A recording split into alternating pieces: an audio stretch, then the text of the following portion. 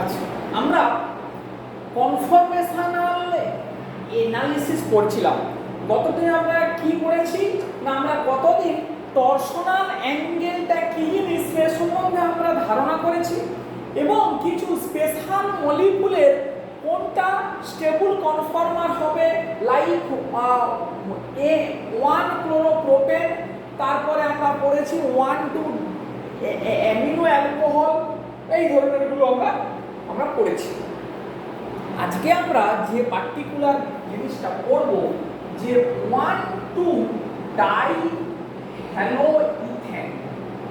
1,2 ডাইহ্যালোইথেন, এই মলিকুলগুলোর most stable কনফর্মার নিয়ে আমরা কথা বলবো।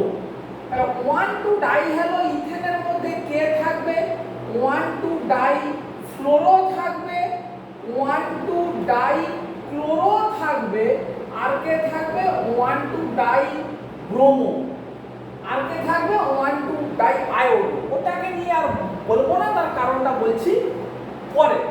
তাই আমরা এই তিনটে মলিকুলগুলোকে নিয়ে কথা বলবো, 1,2 ডাইফ্লোরো, 1,2 ডাইক্লোরো, 1,2 ডাইব্রোমো।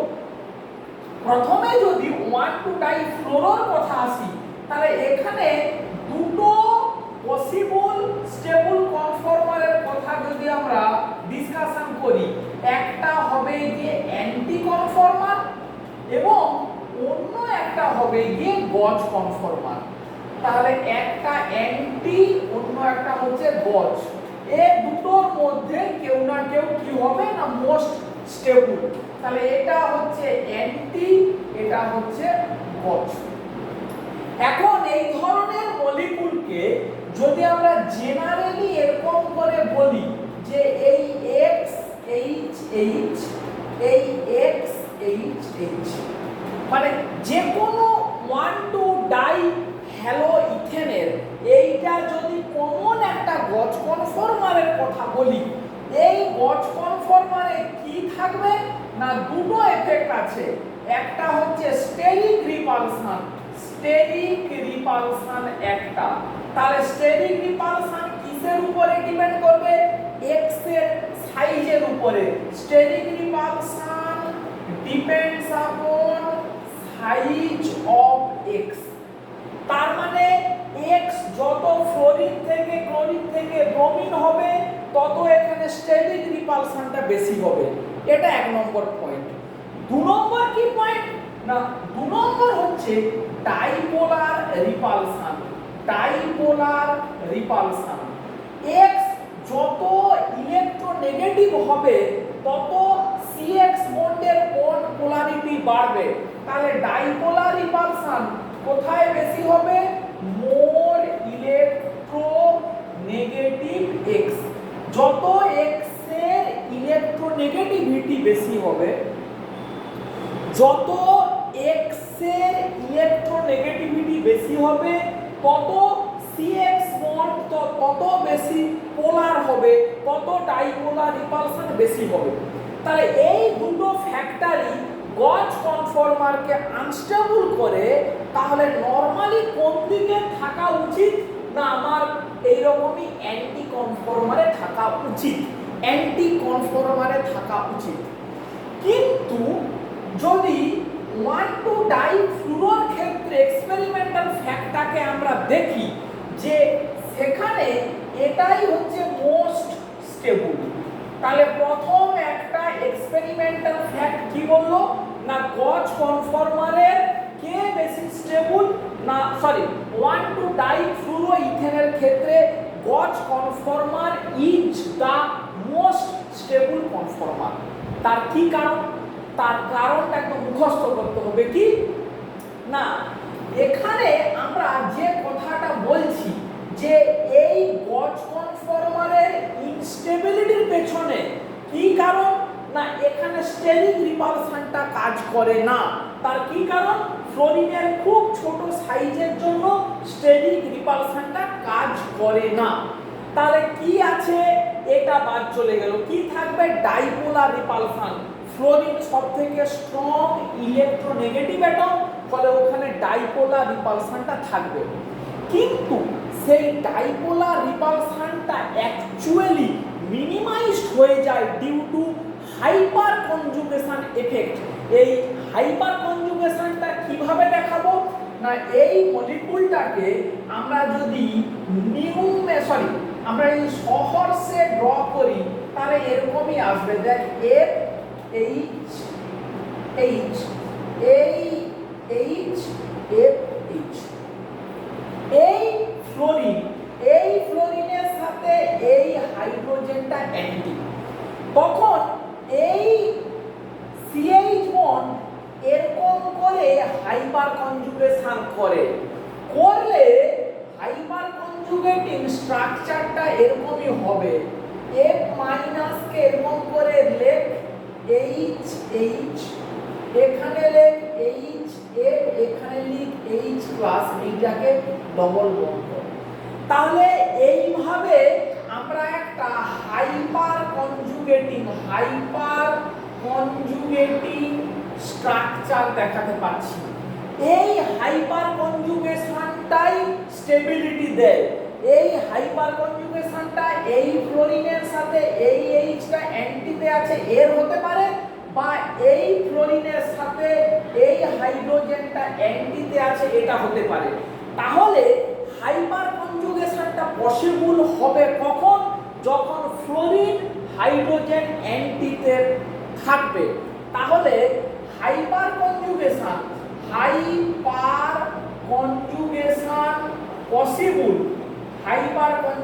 পসিবল হয়ে FH অ্যান্টি, F আর H অ্যান্টি। যদি FH কে অ্যান্টি হতে হয় তাহলে FF মাস্ট বি কি হবে, বঞ্চ। তাহলে হাইপার কনজুগেশনটাই যদি স্টেবিলিটি দেয় তাহলে হাইপার কনজুগেশনের জন্য রিকোয়ার্ড জিওমেট্রি কি, fluorine hydrogen should be anti. এটা হতে গেলে ফ্লোরিন অটোমেটিক্যালি গছ আসবে। সেই জন্য 1,2-ডাইফ্লোরোইথেনের ক্ষেত্রে মোস্ট স্টেবল কনফর্মারটা কি, গছ। যেটা সেটা মুখস্থ করতে হবে, কিছু কিন্তু করার নেই। তাহলে 1,2-ডাইফ্লোরোইথেনের গছ কনফর্মারটা কেন স্টেবল, তার পেছনে লজিকগুলো কি। এখানে গছ কনফর্মারের সাইজ ছোট হওয়ার জন্য স্টেরিক রিপালশনটা নেই, আর ডাইপোলার রিপালশন যেটাকে বলতে পারি যে আমরা যে ইলেকট্রনিক এফেক্ট, কি টার্মটা না, ইলেকট্রনিক এফেক্ট বা dipolar repulsion is being minimised by hyperconjugation of fluorine and hydrogen which are anti in Gauge conformer. So Gauge conformer is the most stable conformer.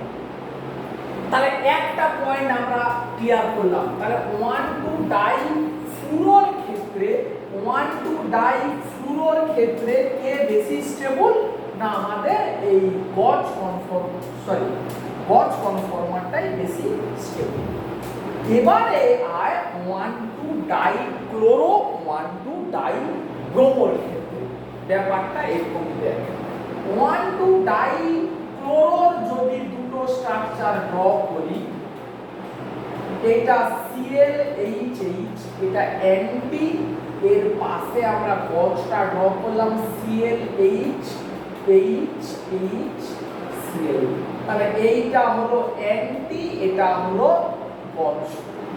আর যদি ব্রোমোর ক্ষেত্রে ড্র করি BrHH, এই BrHH এইটা, আর গজের স্ট্রাকচারটা কি হবে BrHH BrHH।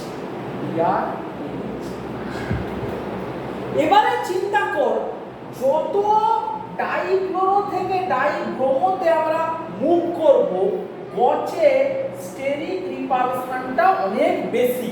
তাহলে ফ্লোরিনের থেকে ক্লোরিনের সাইজ বেশি, ক্লোরিনের থেকে ব্রোমিনের সাইজ বেশি, ফলে এই ক্ষেত্রে স্টেরিক রিপালশন এখানে বেশি, এখানের থেকে এখানেও বেশি। কেন? ব্রোমিনের সাইজ অনেক বেশি, অনেক গুণ বড়। তাহলে সেই জন্য এদের ক্ষেত্রে অ্যান্টিটাই হয় প্রিডমিনেন্ট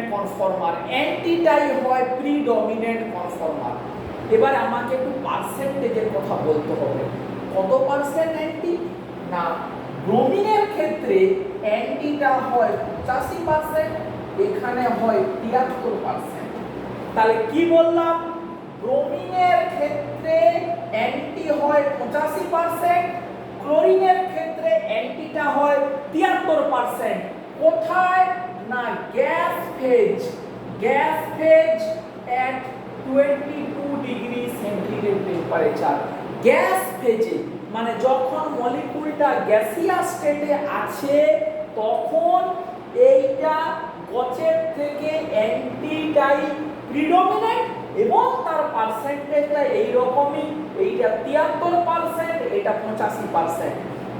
একটা কথা মাথায় এখানে রাখ, কি সেটা, এন বিউটেনের ক্ষেত্রে এন বিউটেন যদি আমরা পাশাপাশি ড্র করি, যেখানে এই দুটো মিথাইল যখন অ্যান্টি, এর পার্সেন্টেজ কত ছিল, 64%। তাহলে দেখ এই দুটো বিয়ারের বদলে যখন মিথাইল হবে তখন অ্যান্টির পার্সেন্টেজ 64%, কিন্তু যখন এরা ক্লোরিন বা ব্রোমিন তখন অ্যান্টির পার্সেন্টেজ কিন্তু আরো বাড়ছে।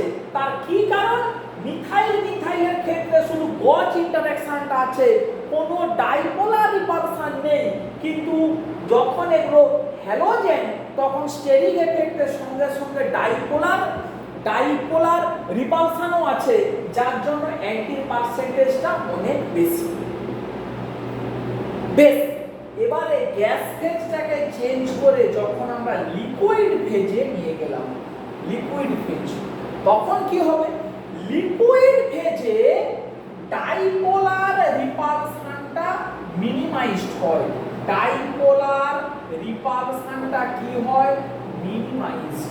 তার কি কারণ না, একটা মলিকুল অন্য পাশের মলিকুলের সঙ্গে, একটা মলিকুল অন্য পাশের মলিকুলের সাথে van der wall force of attraction করতে পারে। মানে এই ক্লোরিনটা এর পাশের মলিকুলের ক্লোরিনের সঙ্গে একটা ভ্যান ডার ওয়াল ফোর্স করতে পারে, সেই ভ্যান ডার ওয়াল ফোর্সের জন্য ডাইপোলার রিপালশন গুলো কমে যায়। ডাইপোলার রিপালশন যদি কমে যায় তাহলে কি ছিল না, স্টেরিক এফেক্ট এবং ডাইপোলার রিপালশনের জন্যই গজটা অ্যান্টির দিকে যেতে চাচ্ছিল। ভালো করে শোন ব্যাপারটা, তাহলে গজ থেকে অ্যান্টির দিকে প্রিডমিনেন্টটা কেন ছিল না, স্টেরিক এফেক্ট এবং ডাইপোলার রিপালশন। এখন লিকুইড ফেজে যদি একটা এফেক্ট চলে যায়, মানে ডাইপোলার এফেক্টটা যদি চলে যায়, শুধু কে থাকবে, স্টেরিক এফেক্ট, তাহলে তখন এদিকে যাওয়াটা অতটা হবে না, কমে যাবে, মানে গজ থেকে তখন অ্যান্টির দিকে যাওয়াটা কমে যাবে।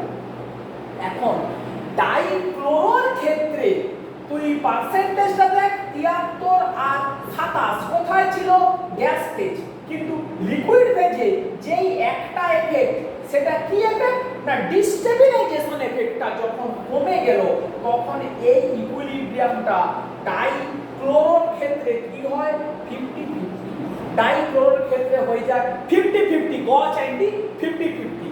ডাইব্রোমোর ক্ষেত্রে কত হয় না, অ্যান্টিটা হয় 65% আর গজটা হয় 35%।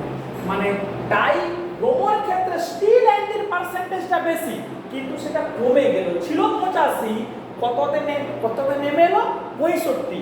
তার কি কারণ, কারণ লিকুইড ফেজে ডাইপোলার রিপালশনটা কমবে কিন্তু স্টেরিক এফেক্টটা তো থাকবে। স্টেরিক এফেক্ট ক্লোরিনের থেকে ব্রোমিনের অনেক অনেক বেশি, ফলে এখানে গছের তুলনায় অ্যান্টিটা সবসময় বেশি, যেটা গ্যাস ফেজে 85%, লিকুইড ফেজে কমে গিয়ে হলো 65%। আর ডাইক্লোরোর ক্ষেত্রে গ্যাস ফেজে যেটা ছিল 73%, সেটা লিকুইড ফেজে কমে গিয়ে হলো 50%। এই জিনিসটা কিন্তু পরীক্ষাতে খুব চায়, এক্সপ্লেন করতে বলে, যে এই পার্সেন্টেজটা তুলে দিয়ে বলে যে গ্যাস ফেজে এবং লিকুইড ফেজে 1,2-ডাইক্লোরো এবং 1,2-ডাইব্রোমো ইথেনের কোথায় কোনটা প্রিডমিনেন্ট হবে সেইটা এক্সপ্লেন করতে কিন্তু বলে। খুব ঠান্ডা মাথাতে যেটা বললাম, দুবার তিনবার করে শুনবি, খাতাতে লিখে লিখে, বই দেখে পড়ে পড়ে খাতাতে লিখে লিখে প্র্যাকটিস করবি, না হলে কিন্তু একদমও মনে থাকবে না। তাহলে আমরা বিভিন্ন কম্পাউন্ডের কনফরমেশনাল অ্যানালিসিস করছি। এবারে এইটার উপরে বেস করে কিছু ছোটোখাটো আমরা যদি প্রবলেম একটু সলভ করার চেষ্টা করি, যে ধর ইন্টারেস্টিং যে PH CH Cl CH Cl PH এরকম একটা মলিকুল আছে। এই মলিকুলটা দেখ দুটো কাইরাল সেন্টার আছে, এর মেসো ভ্যারাইটি হতে পারে এবং অ্যাক্টিভ ভ্যারাইটি হতে পারে। তাহলে এটা একটা দুটো কাইরাল সেন্টারওয়ালা সিমেট্রিক্যাল স্ট্রাকচারওয়ালা মলিকুল। তাহলে মোট তিনটে স্টিরিওআইসোমার হবে, তাদের স্ট্রাকচারগুলো হচ্ছে এরকমই ClH ClH। এইটা আর কি না অ্যাক্টিভ ভ্যারাইটির একটা ড্র করি, এই HCl। তাহলে এটা মেসো, এটা অ্যাক্টিভ। অ্যাক্টিভের একটা ড্র করলাম, বাকিটা ড্র করছি না। তার কারণ এই মেসোর সাথে অ্যাক্টিভটা ডায়াস্টিনোমার, এবং ডায়াস্টিনোমারেরই ফিজিক্যাল এবং কেমিক্যাল প্রপার্টি ডিফার করে। আমরা কি কম্পেয়ার করব? এই দুটো মেসো এবং অ্যাক্টিভের ডাইপোল মোমেন্ট কার কম কার বেশি। তাহলে এই মলিকুলটার মেসো ভ্যারাইটি এবং অ্যাক্টিভ ভ্যারাইটির মধ্যে ডাইপোল মোমেন্টে আমরা কম্পেয়ার করব। ডাইপোল মোমেন্ট একটা ফিজিক্যাল প্রপার্টি। তাহলে আমরা কি আগে দেখব? এই দুটো মলিকুলের মোস্ট স্টেবল কনফর্মারটি কে? তাহলে মেসো কম্পাউন্ডটাকে যদি প্রথমে নরমাল স্ট্রাকচার ড্র করি, PH এই ClH এই PH ClH, এখান থেকে মোস্ট স্টেবলটা কি ড্র করব? PH ClH। ব্যাক কার্বনটাকে 180 ডিগ্রি ঘোরালে হয় এইটা, এই স্ট্রাকচারটা হয়। এটা কোনটা না মেসো। মেসোর এটা হচ্ছে সবথেকে স্টেবল কনফর্মার। যদি অ্যাক্টিভটাকে ড্র করি কি আসবে? PH ClH এই PH H এই Cl। যদি অ্যাক্টিভটা স্ট্রাকচারটা ড্র করি PH ClH, এই PH কে এখানে নিয়ে গেলে Cl এখানে H, এটাই মোস্ট স্টেবল। তাহলে মেসোর ক্ষেত্রে দেখ স্টেবল কনফর্মার একটা মলিকুল, সে তার ম্যাক্সিমাম পপুলেশন থাকবে কোথায়? আমরা অলরেডি পড়েছি না, সবথেকে স্টেবল কনফর্মারেই তার ম্যাক্সিমাম পপুলেশনটা থাকবে। তার মানে ডাইপোল মোমেন্টে ম্যাক্সিমাম পপুলেশনটাই সবথেকে বেশি কন্ট্রিবিউট করবে। এই কথাগুলো একটু প্রথমে ধোঁয়া ধোঁয়া লাগলেও পরে বুঝতে হবে। মানে মেন ডাইপোল মোমেন্ট ক্যালকুলেশনে কে কন্ট্রিবিউট করবে না, যার পপুলেশন বেশি, স্টেবল কনফর্মার। তাহলে এই স্টেবল কনফর্মারে দেখ ফিনাইল ফিনাইল অ্যান্টিতে আছে, ক্লোরিন ক্লোরিনও অ্যান্টিতে আছে, ক্লোরিন ক্লোরিনও অ্যান্টিতে আছে। তাহলে ডাইপোল মোমেন্ট কি হবে? Almost zero. এই স্টেবল কনফর্মার যার পপুলেশনটাই ম্যাক্সিমাম। তাহলে অন্য কনফর্মার যেগুলো আনস্টেবল কনফর্মার, ক্লোরিন ক্লোরিন যখন গচে থাকে কিন্তু তার পপুলেশন তো কম, তাহলে আমরা বলতে পারি যে এর ডাইপোল মোমেন্ট হবে কম, মিউ লো। মিউ লো কেন না এর স্টেবল কনফর্মার যে কিনা সবথেকে বেশি কন্ট্রিবিউট করবে, সেখানে CCl বন্ড CPH এরা সবাই অ্যান্টিতে আছে। যদি যারা ডাইপোল মোমেন্টের জন্য দায়ী তারা যদি অ্যান্টিতে থাকে, তাহলে অবভিয়াসলি ডাইপোল মোমেন্ট কি হবে? কম হবে। কিন্তু যখন আমি অ্যাক্টিভ ভ্যারাইটির কথা বলছি, সবথেকে স্টেবল কনফর্মারে দেখ CCl বন্ড গচে আছে, 60 ডিগ্রি অ্যাঙ্গেলে আছে। দুটো কার্বন ক্লোরিন বন্ড যারা কিনা সবথেকে বেশি ডাইপোল মোমেন্ট কন্ট্রিবিউট করবে তারা 60 ডিগ্রি অ্যাঙ্গেলে আছে। ফলে এখানে একটা ভালো পরিমাণে ডাইপোল মোমেন্ট ক্রিয়েট হবে, ফলে এখানে মিউ কি হবে হাই, মানে এই মলিকুলের ডাইপোল মোমেন্ট বেশি হবে। তাহলে এই ধরনের মলিকুলকে আমরা ডাইপোল মোমেন্ট ক্যালকুলেট করেও কিন্তু আমরা বলতে পারি কোনটা অ্যাক্টিভ ভ্যারাইটি আর কোনটা মেসো ভ্যারাইটি, আমরা কিন্তু এইভাবে ডিস্টিংগুইশ করতে কিন্তু পারি, সেইটা যেন মাথাতে থাকে।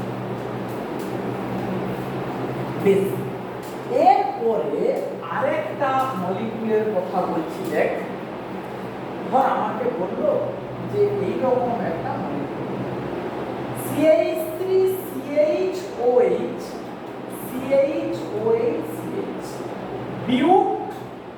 বিউটেন 2,3 ডাইঅল।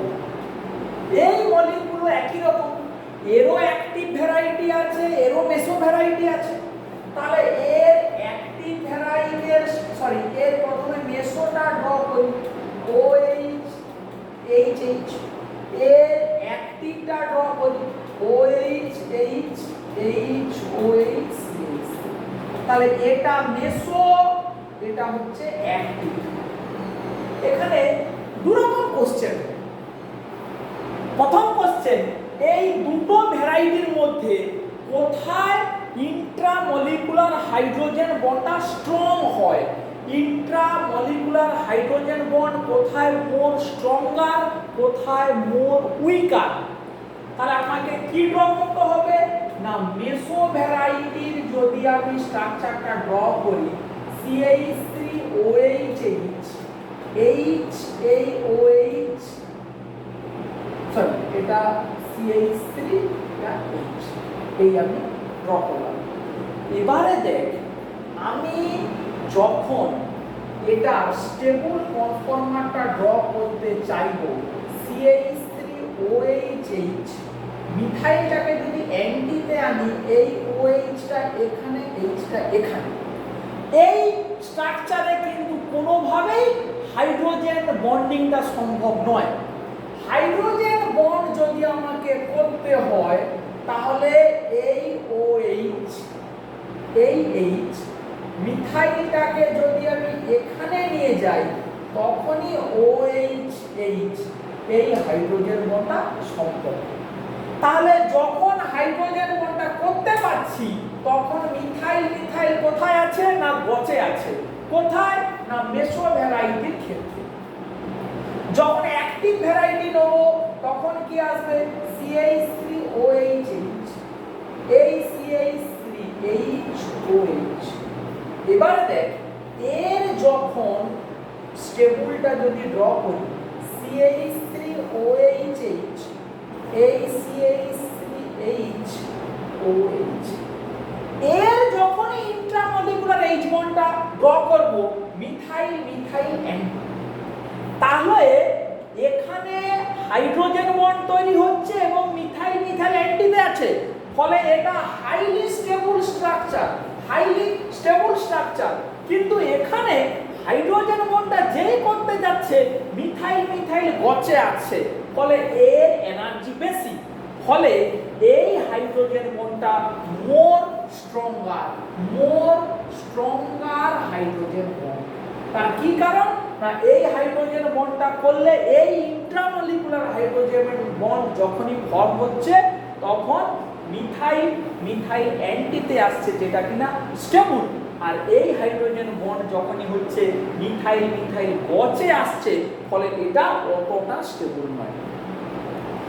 এই প্রবলেমে আরো একটা প্রবলেম দেয় যে এই দুটো মলিকুলকে বোরিক অ্যাসিডের সাথে, এই মলিকুলটার নাম হচ্ছে BOH এর হোল 3 বা H3BO3, এই দুটো মলিকুলের মধ্যে মেসো এবং অ্যাক্টিভ কে বোরিক অ্যাসিডের সঙ্গে স্টেবল কমপ্লেক্স তৈরি করে। মানে বোরিক অ্যাসিডের সঙ্গে স্টেবল কমপ্লেক্স তৈরি করা মানে কি, এরকমই দুটো OH যখন গচে থাকবে, এই দুটো অক্সিজেন বোরনের সাথে এরকম করে কমপ্লেক্স তৈরি করে।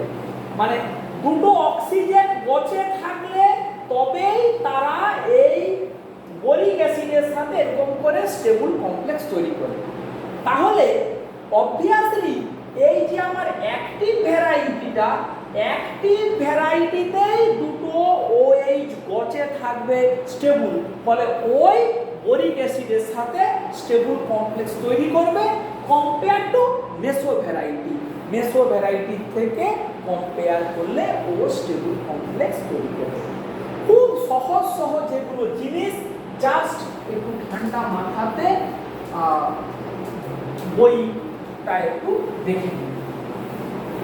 বেশ, এইবারে আমরা আজকে আরেকটু দু একটা টপিসিটির ইন্টারেস্টিং প্রবলেমে একটু সলভ করার চেষ্টা করি। টপিসিটির প্রবলেম, সেই টপিসিটির প্রথম প্রবলেমটা দেখ, এইরকমই একটা যদি কম্পাউন্ড নেই PH HAHB CH3 এইরকমই একটা মলিকিউল, এই HAHB এর মধ্যে সম্পর্ক খুব সহজ, ঠান্ডা মাথাতে বসিয়ে দেই। আমরা জানি HA কে ডয়টোরিয়াম দিয়ে রিপ্লেস করলাম, HCH3 HCH3। একবার HB কে যদি আমরা ডয়টোরিয়াম দিয়ে রিপ্লেস করি, HBH HCH3 জাস্ট কি হচ্ছে, একে অপরে মিরর ইমেজ হচ্ছে। তো জাস্ট কি হচ্ছে না, একে অপরে মিরর ইমেজ, খুব সুন্দর। তাহলে এই দুটো কি এনানসিওটপিক। নেক্সট, যদি এই মলিকিউলটা এরকমই হয়, HAHB HBH এই দুটো মিথাইল ট্রান্সে আছে, একটা উপর একটা নিচে, তখন কি হবে? তখন একই রকম ভাবে যদি আমরা ড্র করার চেষ্টা করি, TH APH ACH3 ACH3 ADH ACH3 ACH3 ADH, এই দুটো পাশাপাশি ড্র করলে এটা হলো, এটা অবভিয়াসলি মিরর ইমেজ হলো না, মিরর ইমেজ হলো না। কেউ কেউ এখানে একটা গন্ডগোল পাকায়, কি করে? কেউ কেউ কি করে, এই মলিকিউলটাকে উল্টে দেয়, মানে 180 ডিগ্রি আপসাইড ডাউন করে দেয়। আপসাইড ডাউন যেই করবে তখন কি হবে, এই মিথাইলটা নিচে ছিল সে চলে এলো ওপরে, এই মিথাইলটা ছিল ওপরে সে গেল নিচে, এইচটা এখানে এলো, ডি এখানে এলো, পিএইচ এখানে এলো, মানে এই মলিকিউলটাকে 180 ডিগ্রি আউট অফ প্লেন, মানে তুলে আছাড় ফেললে এই মলিকিউলটা হলো। ঠিক দেখ, তখন এইটা সুপার ইম্পোজ করছে, মানে সেম মলিকিউল, ফলে লোকে কি বলে, এই দুটো মলিকিউল হোমোমার, ফলে এই HAHB কে হোমোটপিক বলে দেয়। কিন্তু এটা ভুল, এটা হোমোটপিক নয়। কি কারণ? না, এই মলিকিউলটাকে 180 degree out of plane rotation দেওয়া যাবে না, because these molecules are drawn in basically Fisher projection formula।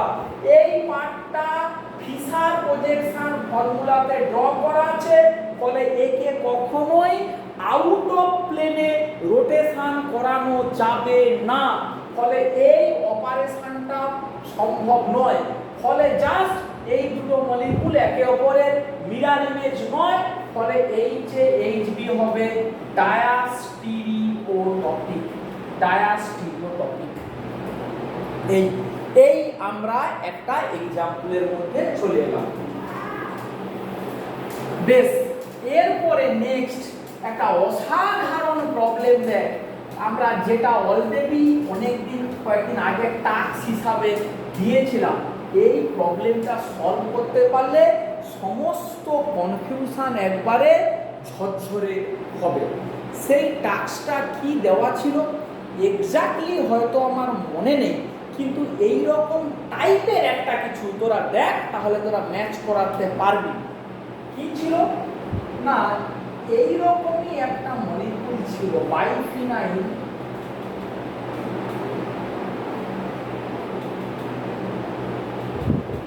এইরকমই ছিল বাইফিনাইল, এখানে দেই ইথাইল দিলাম, এখানে দেওয়া হলো CH2OH।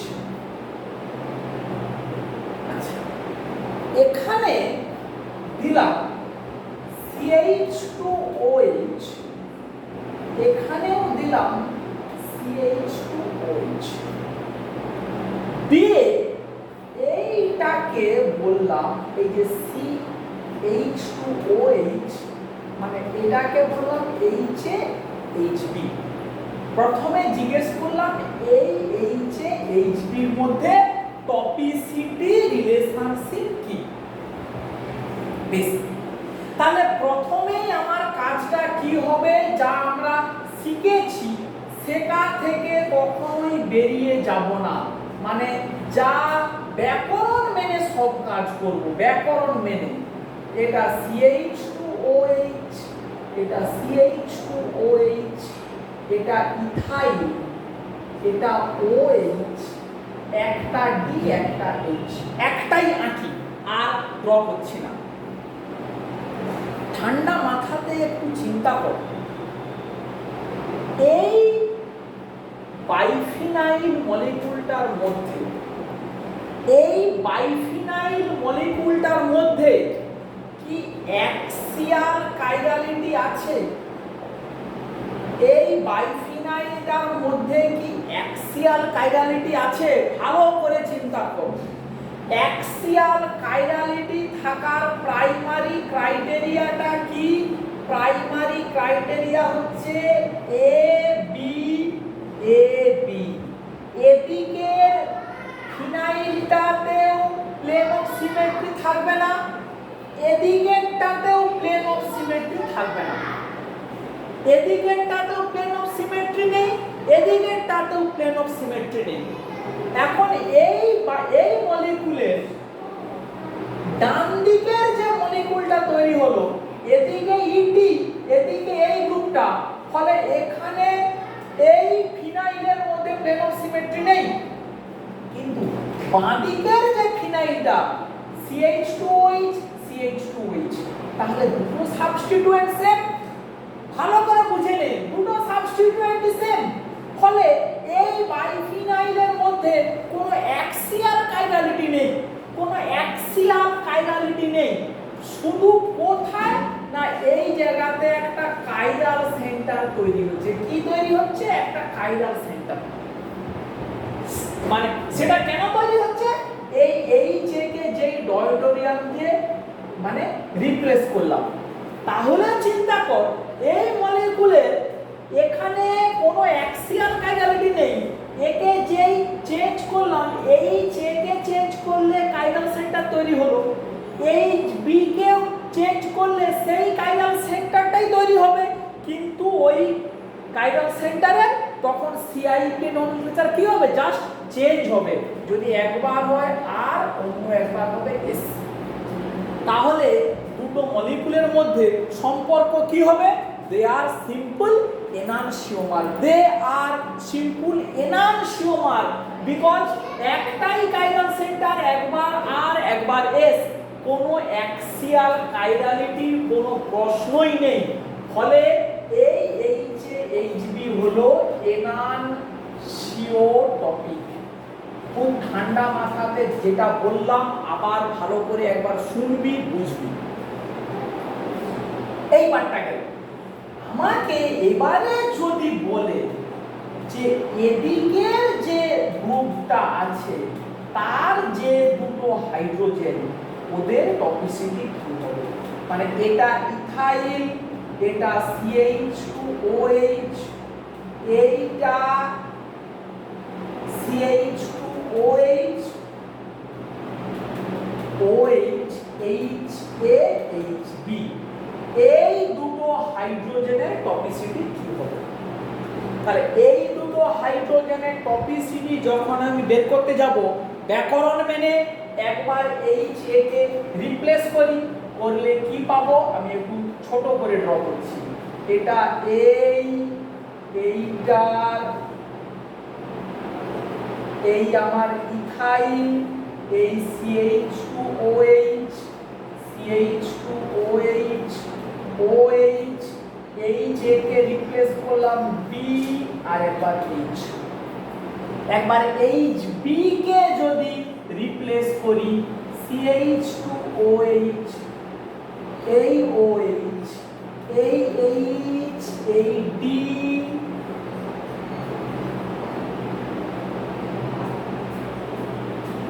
এই ইথাইল এই CH2OH এই রকমই দুটো মলিকুলের। এবারে চিন্তা কর এই দুটো মলিকুলের কি বিশেষত্ব। প্রথমে চেক কর যে অ্যাক্সিয়াল কাইরালিটি আছে কি নেই। প্রথমে চেক কর অ্যাক্সিয়াল কাইরালিটি আছে কি নেই। এই বেঞ্জিন রিং এর ইথাইল CH2OH দু সাইডে ডিফারেন্ট। এই বেঞ্জিন রিং এর এখানে CH2OH এখানে CHDOH তাহলে ডিফারেন্স তো হলো, মানে এটা যদি A হয় এটা হবে B, এটা X হলে এটা Y, দুটো ডিফারেন্ট গ্রুপ। তাহলে এই মলিকুলটার মধ্যে অ্যাক্সিয়াল কাইরালিটি আছে। যে অ্যাক্সিয়াল কাইরালিটি আছে তখন আমি কি বলবো, অ্যাক্সিয়াল কাইরালিটির একটা নোমেনক্লেচার হবে, সেটা ধরলাম RA, সেটা ধরে নিলাম RA অ্যাক্সিয়াল কাইরালিটি।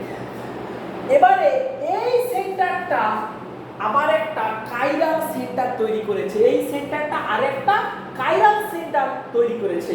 ফলে এই কাইরাল সেন্টারের একটা হবে সেন্টার অফ কাইরালিটি, সেটা ধরলাম R, নাও হতে পারে, ধরলাম R।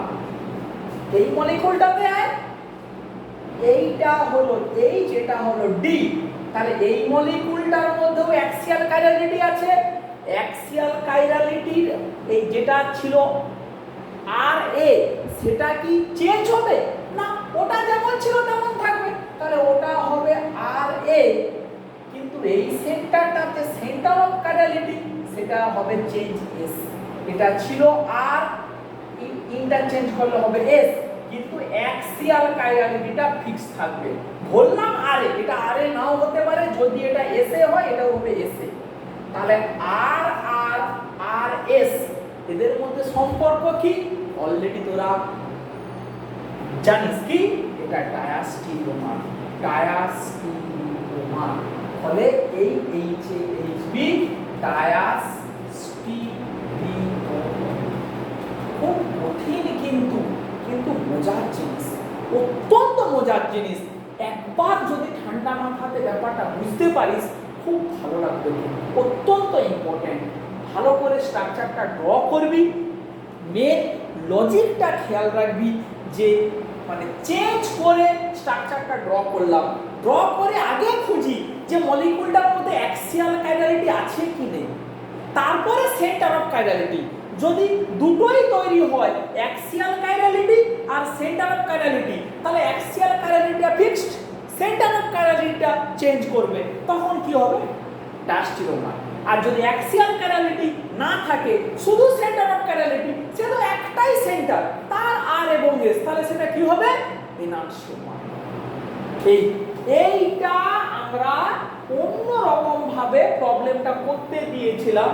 এবারে যে প্রবলেমটা করতে দিয়েছিলাম সেইটা খাতা খুলে দেখ, মিলিয়ে দেখ। ওই যে ইন্টারচেঞ্জ করতে দিয়েছিলাম না AB এবং CD এর মধ্যে রিলেশনশিপ কি হবে, একটু ঠান্ডা মাথাতে এবারে করে দেখ, নিশ্চয়ই করতে পারবে। এবারে ব্যাপারটা ক্লিয়ার হয়ে যাওয়া উচিত, ঠিক আছে? তাহলে আমাদের এই পর্যন্তই থাকলো। তাহলে আমরা স্টিরিওকেমিস্ট্রির মোটামুটি পুরো পার্টটা কমপ্লিট করে ফেললাম। অ্যাক্সিয়াল কাইরালিটি পড়লাম, আমরা টপিসিটি পড়েছি, আমরা কনফরমেশনাল অ্যানালিসিসটাও আজকে শেষ করে ফেললাম।